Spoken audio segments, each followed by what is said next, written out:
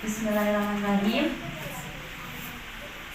Di sini Bu Suri sebagai pembawa acara akan membacakan susunan acara. Yang pertama ada pembacaan ayat suci Al-Quran, yang kedua ada sambutan dari Bapak Kepala Sekolah, kemudian ada sambutan dari Ketua Panitia, dan selanjutnya materi. Setelah materi kalian boleh berbelanja ke bazar. Kemudian yang terakhir nanti kita buka bersama. Dan selanjutnya yakni pembacaan ayat suci Al-Quran yang akan dipimpin oleh Ananda Siti Safia. Waktu dan tempat kami persilakan.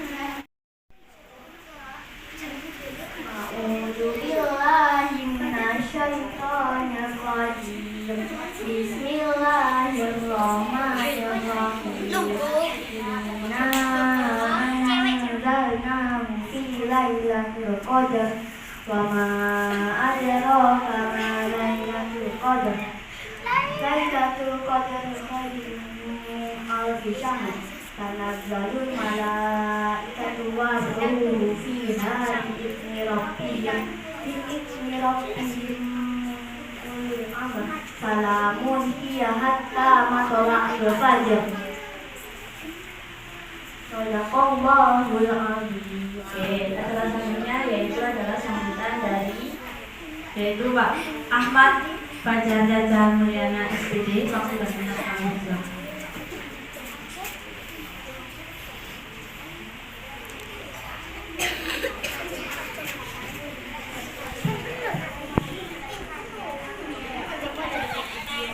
Assalamualaikum warahmatullahi wabarakatuh.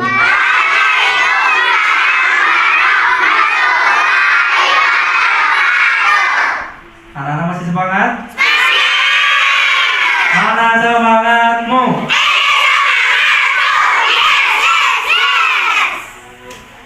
Puji syukur kehadirat Allah yang Maha Kuasa atas limpahan nikmat dan rahmatnya, kita semua bisa berkumpul di sini dalam keadaan sehat walafiat. Salawat serta salam tetap dicurahkan kepada pimpinan besar kita, Nabi Muhammad SAW.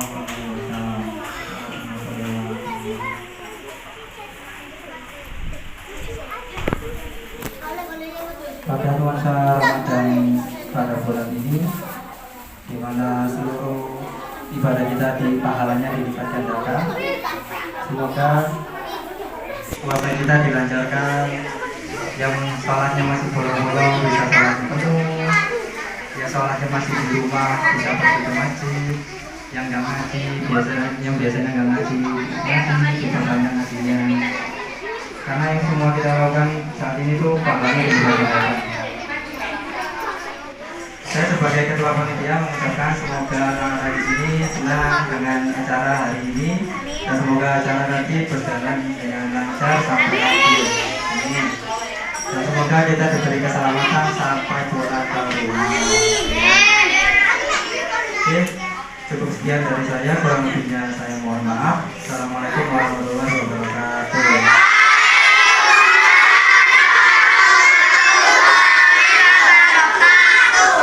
Terima kasih disampaikan kepada Pak Fajar. Adalah selanjutnya yakni sambutan dari Bapak Kepala Sekolah Muhammadiyah 19, yakni Bapak Maliki SPH IMP. Waktu dan tempat kami persilakan.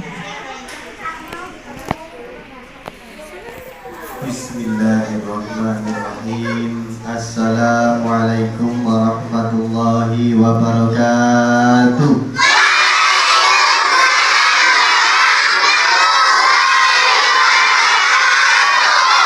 Alhamdulillah. Ayo saya maju nak sini nak, maju yang baru datang. Alhamdulillahirabbil alamin. Anak-anak, hari ini puasa ke berapa? 22. Alhamdulillah. Tuan guru beserta panitia Darul Aqab Baitul Arqam Ceria SD Muhammadiyah 19 Surabaya. Yang masih mainan, nanti Pak Malik kasih hadiah. Apa hadiahnya Pak? Pegang mic, bicara di depan, bercerita. Siap? Siap. Ya, alhamdulillah anak-anakku, hari ini kita bisa melaksanakan Baitul Arqam Ceria Semoga dengan kegiatan ini anak-anak bisa lebih ceria, bisa lebih cerdas ya. Di sini sudah tertulis empati. Empati itu apa? Sayang antar sesama manusia, saling memberi, saling menolong, saling membantu ya. Bila ada teman kita yang kesusahan, kita bantu apa kita tertawain? Iya. Jadi nanti kalau ada yang susah, yang sakit, kita doakan semoga lekas sembuh. Siapa yang mau sakit angkat tangan? Tuh. Angkat tangan. Yang mau sakit angkat tangan. Iya. Siapa itu? Oh, iya. Jadi sakit seperti Pak Malik ini sakit sekarang. Ini suaranya terdengar toh? Iya. Nah, jadi anak-anak, ayo kita jaga kesehatan kita masing-masing. Untuk apa? Untuk bisa belajar. Puasa itu untuk menyehatkan. Ya, puasa itu untuk menyehatkan. Kalau tidak puasa, maka apa? Di sini pencernaannya tidak pernah istirahat. Makanya ada kegiatan puasa. Semoga anak-anak menjadi anak yang soleh-solehah, yang rajin sholat, rajin puasa. Nanti kalau ada materi, tolong anak-anak diperhatikan, disimak. Kenapa? Karena nanti ada hadiah bagi anak yang bisa menjawab pertanyaan. Mau hadiah enggak? Nanti kalau sudah bisa jawab, ya bisa ya. Ya nanti diperhatikan sama yang isi materi. Jadi kita tolong anak-anak dalam mengikuti ini, semoga berjalan dengan lancar, tidak ada hambatan, anak-anak juga sehat, tidak usah saling bertengkar, tidak usah saling dorong-mendorong, ya. Bisa ya? Bisa. Oke.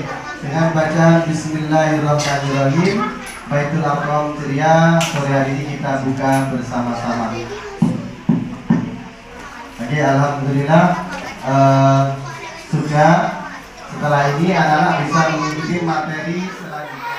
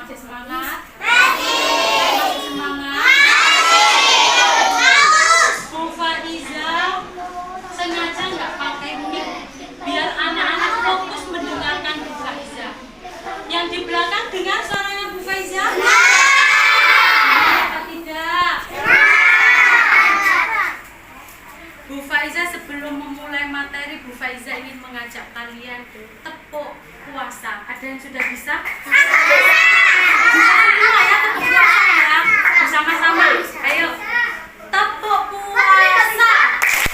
Tidak minum, tidak makan. Jaga, tidak mulut, jaga mata.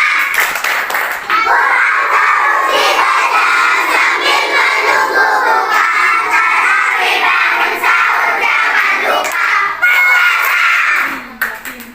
Kalau tepuk Islam ada yang bisa? Ada. Tepuk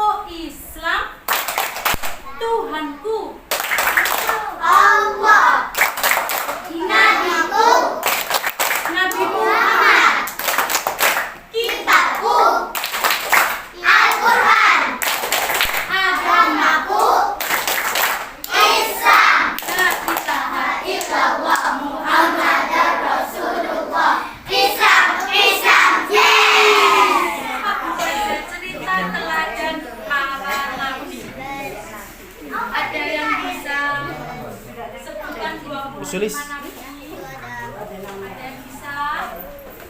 Sudah hafal semua?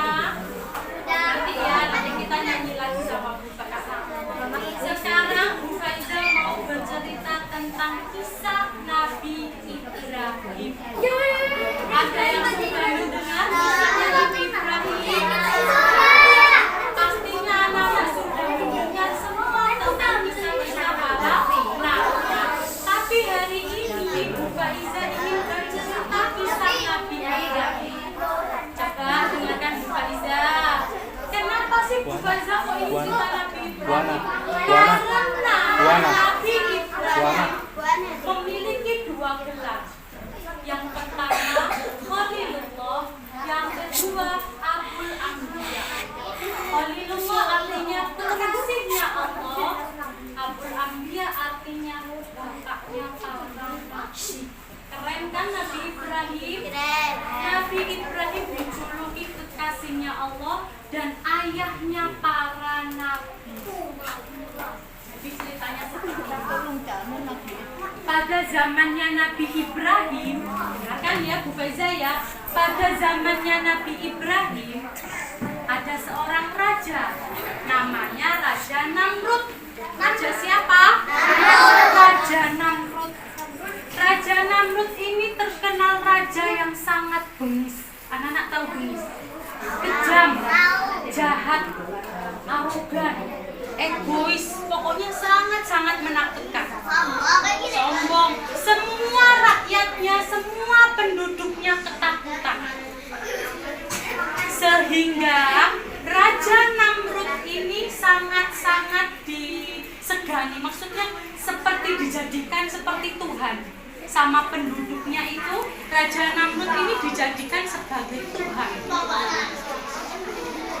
Terus, suatu ketika Raja Namrud itu tidur,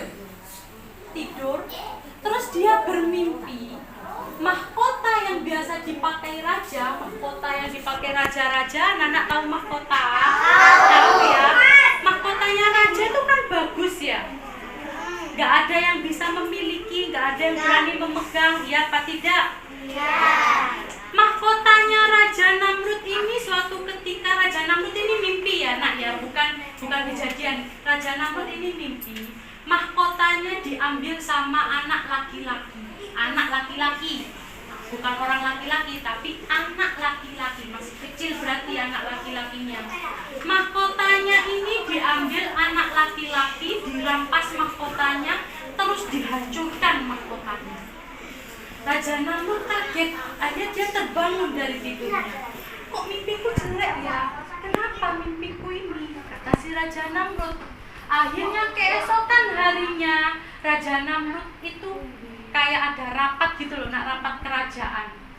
Dia mengatakan kepada penasehat kerajaan, wahai penasehatku, aku ketika kemarin malam aku bermimpi mahkotaku diambil sama anak laki-laki lalu dihancurkan mahkotaku. Apa maksud dari mimpi itu? Kata si Raja Namrud. Lalu si penasehat kerajaan berbicara, itu tandanya buruk wahai raja, yang mulia raja.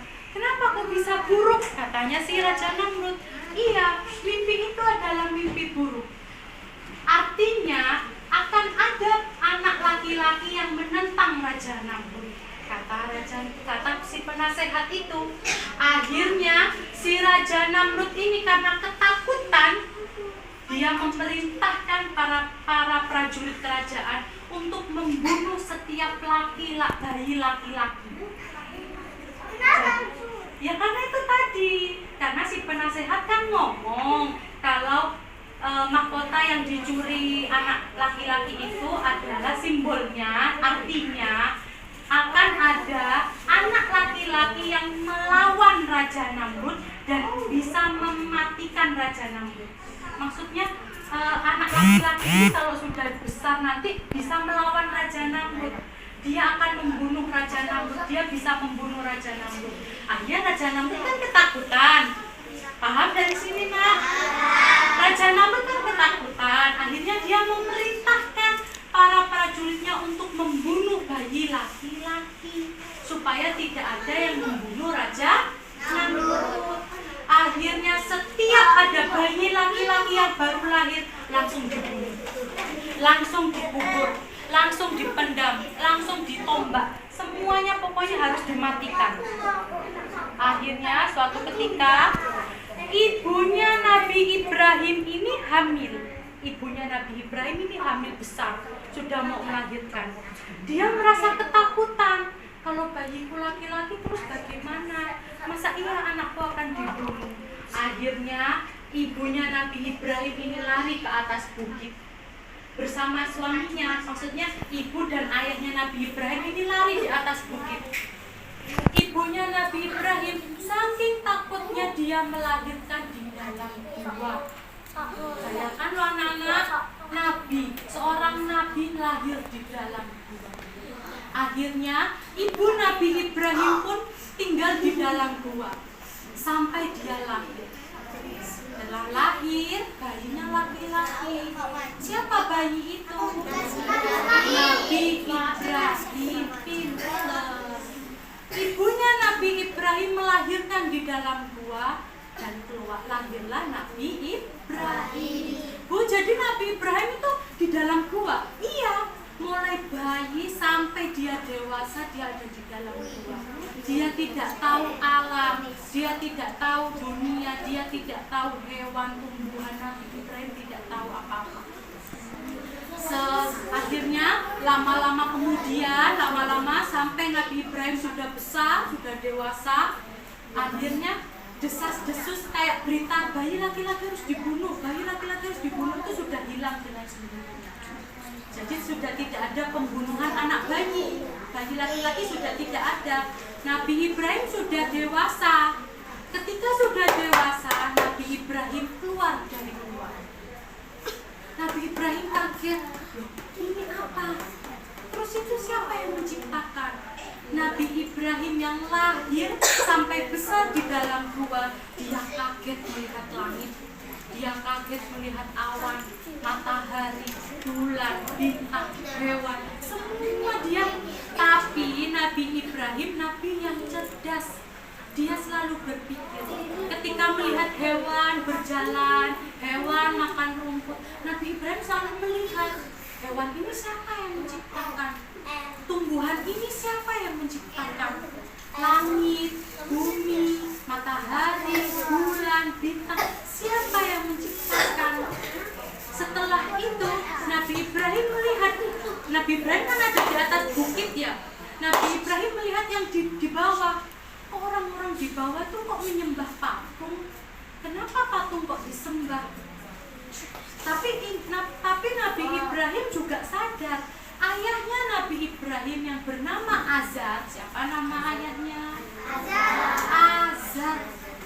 Ayahnya adalah seorang pembuat patung berhala. Ayahnya Nabi Ibrahim ini bukan orang Islam. Dia juga menyembah patung berhala. Dia juga takut sama Raja Namrud. Loh kenapa, Bu? Iya, karena waktu zamannya itu, zaman kebodohan. Tidak ada yang bisa ngaji, tidak ada yang bisa sekolah, tidak ada yang bisa belajar. Makanya dia gampang dibodohi. Dia tidak tahu siapa Tuhan, siapa yang menciptakan mereka.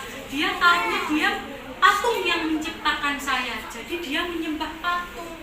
Jadi Nabi Ibrahim berpikir, masa iya patung yang tidak bisa berbicara, tidak bisa mendengar, tidak bisa melihat, bisa menciptakan seekor hewan, bisa menciptakan langit, bisa menciptakan bumi. Masuk akal apa tidak?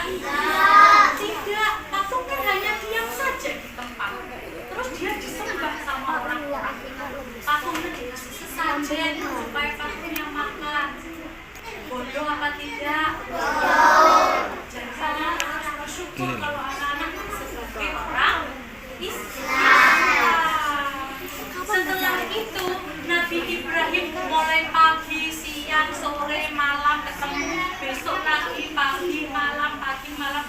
Nabi Ibrahim selalu berpikir, siapa sih sebenarnya Tuhan saya?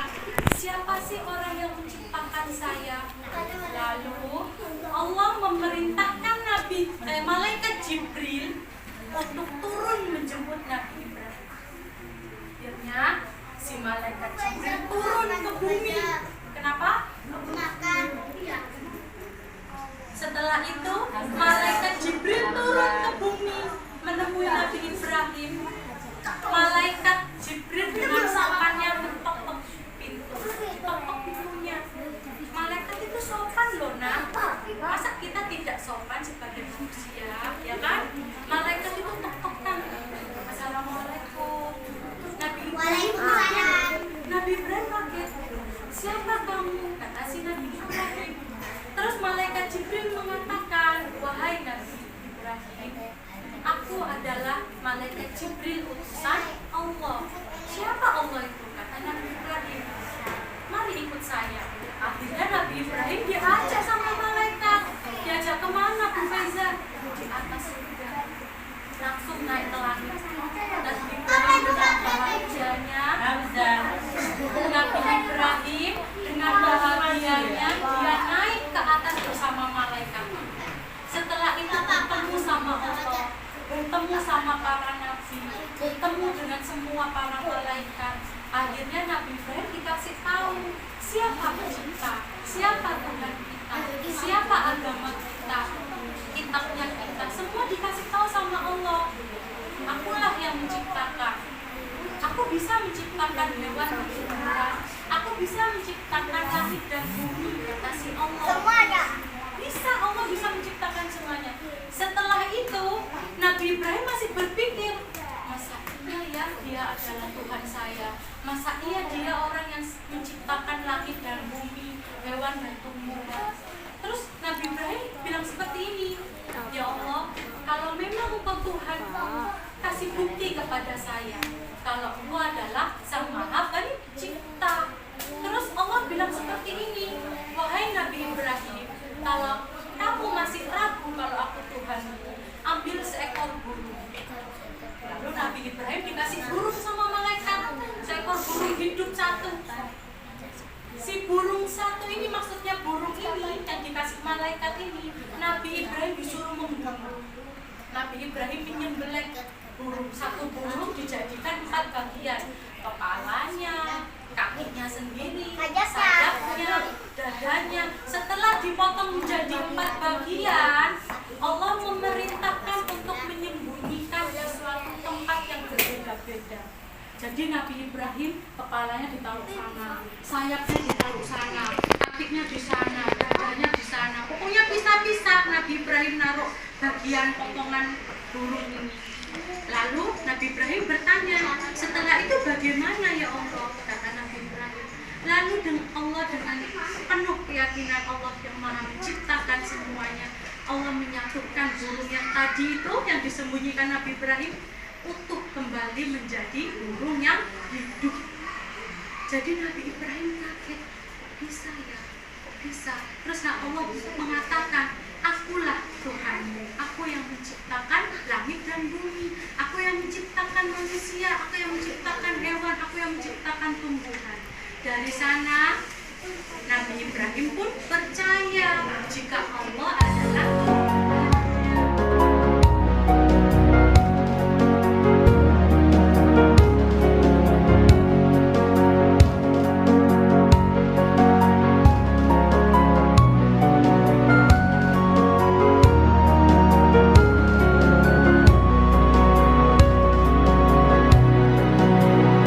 bersujud kepada Allah, bersyukur sepanjang waktu, setiap nafasmu, seluruh hidupmu, semoga diberkahi Allah. Bersabar kepada Allah, menjaga keikhlasannya, semoga dirimu semoga kamu diiringi oleh rahmatnya, setiap nafasmu, seluruh hidupmu,